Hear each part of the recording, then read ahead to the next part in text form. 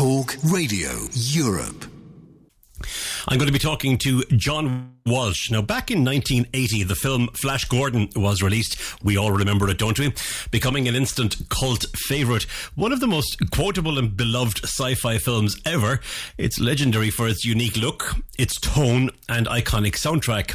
This beautiful, first-of-its-kind coffee table book, which has been written and put together by John Walsh, delves into the making of the movie and celebrates its legacy, featuring brand new interviews with cast and creative, including stars Sam Jones and Brian Blessed, and director Mike Hodges. The stunning book features never-been-seen-before concept artwork and behind-the-scenes photography that makes it a must-have for any classic sci-fi film. TRE, Talk Radio Europe. Hands up who remember. Actually, I should probably say hands up who admits to remembering the film Flash Gordon from 1980. I do, because I would have been, 13 at that stage. It's a long time ago, 40 years ago. Well, there's a brand new book on the market written by John Walsh. It's called The Official Story of the Film, and John joins me on the line right now. John, good afternoon. Good to talk to you. How are you? Good afternoon, Ger. Great to be here. Good. Delighted. And delighted to get a chance to talk to you. I suppose I should probably start by asking, what's your particular interest in Flash Gordon, the movie? Well, I liked anything science fiction, anything that involved creatures from outer space, robots, special effects. Because I'm a filmmaker and because that was the world I surrounded myself with, Flash Gordon was like a very sort of outrageous Star Wars when it came out in 1980, but wasn't received quite as well as Star Wars.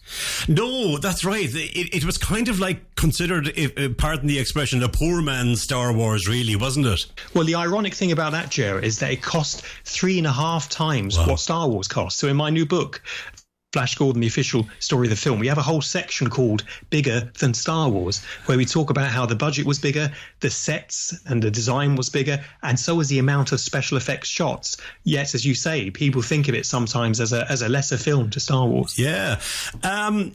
Was Flash Gordon meant for sci-fi fans or fanatics as opposed to a general audience?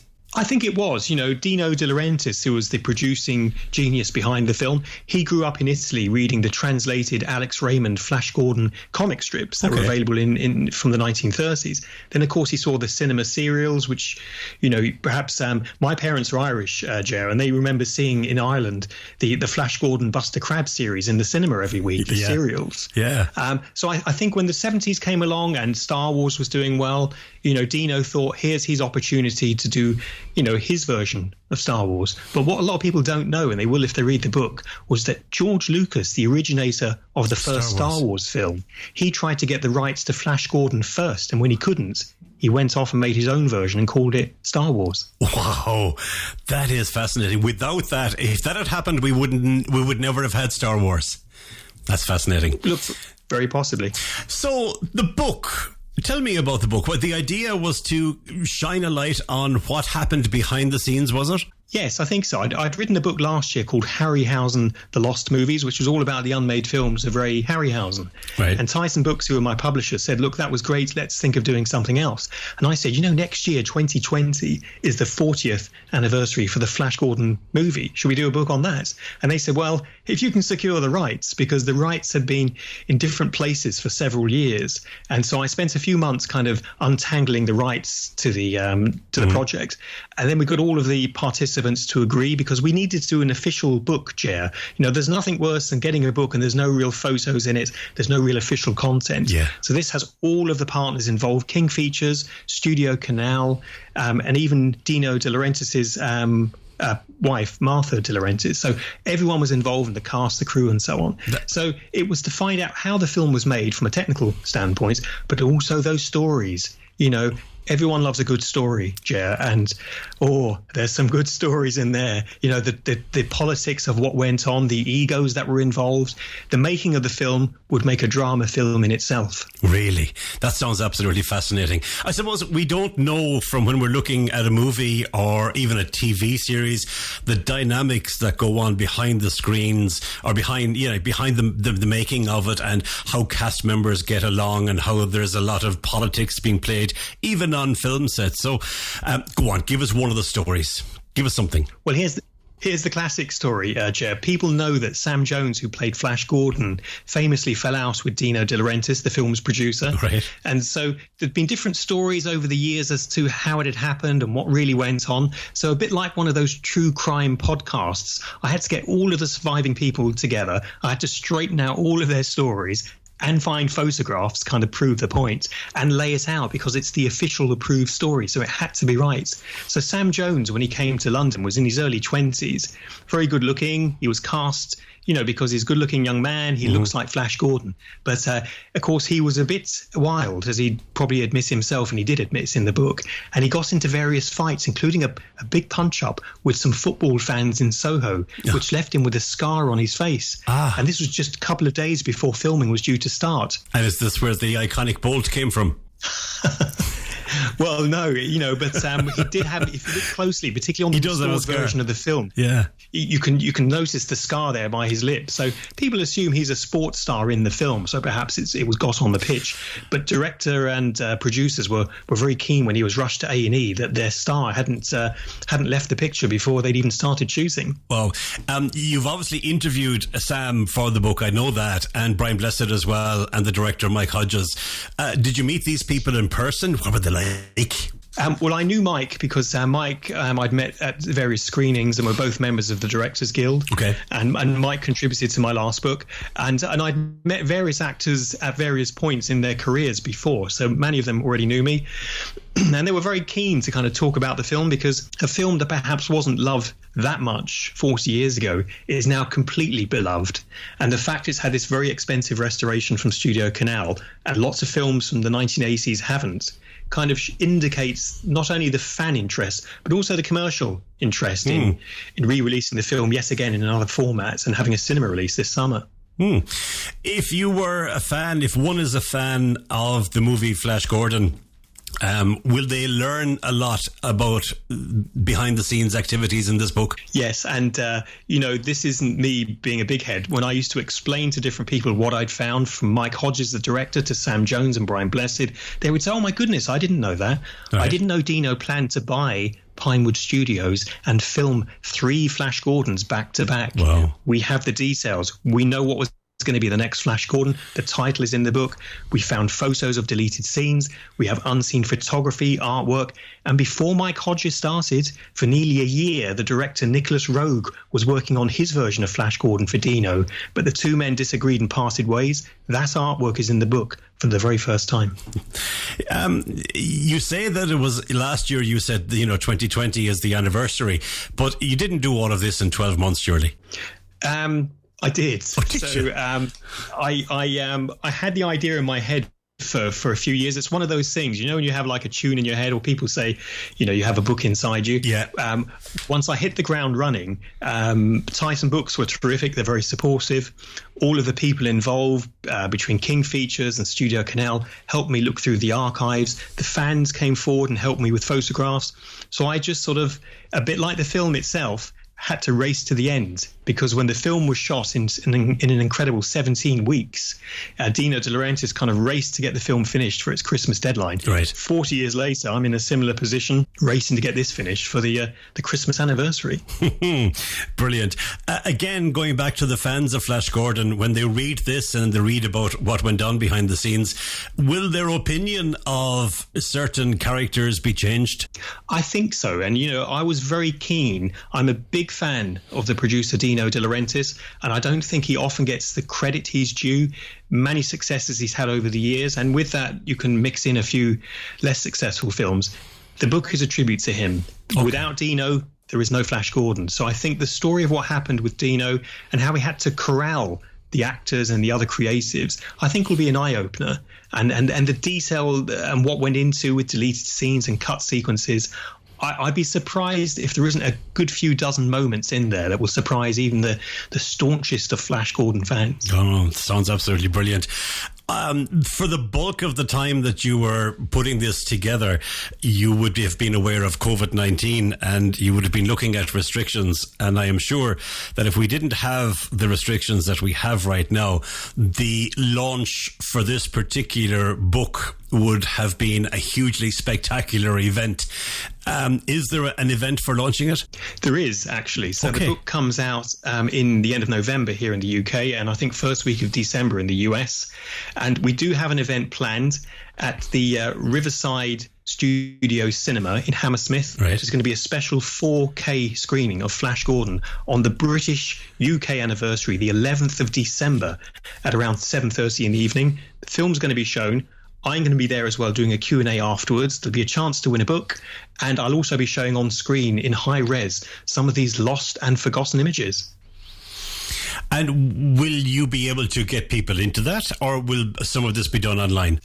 We'll be filming the Q&As so that people who can't make it to the event certainly get a chance to see. We'll also be doing, I think, a sort of a virtual signing as well, and with our partners at Forbidden Planets and Titan Books, of course. So there'll be lots of opportunities for people to come along and say hello. There's an official Flash Gordon, the official story of the film podcast series now that's running up to about 4 or 5 episodes. So you can find all of that on the usual places like Facebook and YouTube and so on. Did you learn anything that you didn't know already? Yes. I mean, there was lots. I mean, I didn't know how many deleted scenes and what the scenes involved. I didn't know, and that was from what was filmed. I didn't know which scenes had been cut before filming, which characters were going to be cast with other actors. Who else was fired on the film? I mean, Mike Hodges, who directed Flash Gordon, he was available because he was fired from Damien Omen 2, the second of the Omen films. Really? Okay. And he was only on the picture, and Mike won't mind me saying this because it's in the book, he was only on Flash Gordon a few weeks when Dino De Laurentiis and him had words, and he got fired again. So, Mike then went back to work with Dino. It was an argument over something and nothing. But I think the two men were sort of feeling their power base, as it were, during those first few weeks. But, those stories are quite candid and being told here officially for the first time. So I think all of that side of it, the film is quite jolly. And I think it doesn't really reveal what went on behind the scenes, because it was a frantic and is sometimes desperate race to the finish. And the technology to fly hundreds of Hawkmen, that wasn't available. Only a couple of years previously, one man flew in Superman the movie, and the world was agog. How do you fly hundreds of Hawkmen, as it says in the script? So incredibly difficult. The technology was not at the point where this film could be achieved from what was written in the script. So Mike had to do the best he could. Yeah, they were fantastic innovators, I suppose you could call them back then. Having learned the things that you learned, did anything disappoint you? Oh, yes. Yeah. The only thing I was disappointed by was the fact that there wasn't 2 more Flash Gordon films. There should have been 3 filmed back to back. And, at the time, nobody else was thinking of filming 3 films back to back. The first time that properly happened was with the second and third Back to the Future films in the mid to late 80s. Yes. So Dino had incredible vision. And when I tell fans, you know what? Dino wanted to buy Pinewood Studios and do 3 films back to back. You can almost hear them gasp as their jaw opens. And they say, well, what were those films? And I say, they're in the book. Very disappointed Dino didn't get the chance to complete that. And will it ever be completed? I hope so. I mean, the disappointing thing about the entire story of Flash Gordon was that Dino no longer held the rights by the mid-1980s. Things changed with his company, and so they reverted back to King Features, the original rights holder for the comic strip. So there's often been talk of either a remake or a reboot or bringing Flash Gordon back. I think it's difficult, because we've seen often Hollywood, returning to previous projects, and sometimes they're successful, but sometimes they're not. And being a sort of I'm a trustee of the Ray Harryhausen Foundation, so people ask me about the remake of Clash of the Titans and what did Ray think, and the film was successful, but it wasn't popular with fans. So it's a tricky balance, Ger, to get right. I mean, would you like to see a remake of Flash Gordon? I'm one of these people. I love the originals always, but look, time moves on, and if they make something and if they can add something to it, sure, why not? Am I right or wrong? I think you're right, but what I'd say about that is that technology has got involved now, and the 4K restoration, which Mike Hodges supervised, has had remove some of the wires on some of the Hawkmen, improve some of the special effects and the visuals. So I think as long as we can make the original film look as sparkling and as bright as possible, then there's no room for a remake, perhaps. And well, exactly. And as well as that, because of all the CGI and the special effects that you can put there now, it's certainly, I think, from looking at that film industry and comparing it, let's say, to the radio industry and the amount of trickery that's involved with the radio industry now, it's multiplied by hundreds, obviously, because it's visual in the film industry. And I think that if you were to look at a new one, you'd have to be sure that the person that was, doing a particular scene was actually in the scene, was actually doing this, was actually being attacked by these. And if you can't get that, I think there's something missing. Yeah, there's some people describe it as a soullessness about films that are entirely CG. Sometimes when they get it right, it's great, but when they don't, wow, it's far off the mark. That's why we see films like Jason and the Argonauts or the original Sinbads, Clash of the Titans and so on, and we still love those because because we know they exist within the physical realm and that one animator has put that performance into it. But once you start farming out the images to thousands of animators, you get this sort of homogenized look, and it can be photoreal, but it can also be soulless. You can indeed. Well, listening to you talking about the book, John, it's not just for Flash Gordon fans. It's not just for sci-fi fans. It's not just for film buffs, but it's for nosy people too, isn't it? Oh, it is. Yeah. If you like showbiz gossip, if you like Hollywood stories, if you're a fan of the 80s, look, if you're looking for a good value Christmas gift this year, and there aren't many good value Christmas gifts, this is great value. I mean, it's about £29. It's 200 pages. It's a big, heavy coffee table book. And people call Flash Gordon a Christmas film because famously it's shown at Christmas. Brian said this year, Brian Blessed, that it was Her Majesty the Queen's favourite film. You can't go wrong. But it's not, though, is it? The Queen's favourite film. Well, it's not for me to argue with Prince Paul. It may very well be. I think you can tell Brian Blessed you think it's Richard Fitzsimmons or Fitzwilliams, I beg your pardon. Richard Fitzwilliams does movie reviews for Dave Hodgson on the Daily, which is on 4 to 6 Monday to Thursday, and it happens that I was filling in this week for him as well. But I remember a number of months ago filling in and talking to Richard, and somebody, I had read somewhere that it must have been Brian Blessed, said that was Her Majesty's favourite. And I think Richard had been reporting on the royals for many, many, many years, and he said, not at all, it couldn't possibly be. So I don't know about that. We'll see. Anyway, well, didn't Brian Blessed meet Her Majesty? So perhaps in a few stolen words, she may have said, "It's my favourite film." Yeah, having a cup of tea in the afternoon. Anyway, John, talk to me about your Irish family. You said your parents were Irish. Where are they from? My parents are from County Tipperary in a town called Thurles. Oh, I know Thurles well. Yeah, fabulous stadium. Yeah. Have you been there? Oh, regularly. I mean, we go there regularly on holidays to meet my mum's family, my dad's family. Lovely. Most of the family are there. My parents came over here in the 60s, and myself and my brother were born here and grew up in London. Thus, we have the London accent. That's okay. You've got the Irish name. That's okay. Oh, to be sure. And on my Wikipedia page, I think it says British Irish or something like that. So. Oh, yeah. Just get them to change it to Irish British. I will. John, listen, I wish you the very best of luck with the book. It sounds like a fascinating read. As I said, it's for anybody really. You've got a wonderful opportunity there to cast a very wide net. I hope that you do and that you catch many, and that it will be in the Christmas stocking for many people throughout the Christmas festive period. So thanks for talking to us. Lovely. Thank you, Ger. Chat to you again soon. Thank you, John. Bye-bye now. TRE. Thanks. Your voice in Spain. I enjoyed that conversation, and as I did say to him at the end, and it wasn't all flattery, that book, Flash Gordon, the official story of the film, would be a wonderful gift, I'm sure. And it will be available when it's launched, because it hasn't been launched yet. It will be available on the TRE website, and that's at TRE.radio. Simple as that. TRE. We let our programs do the talking.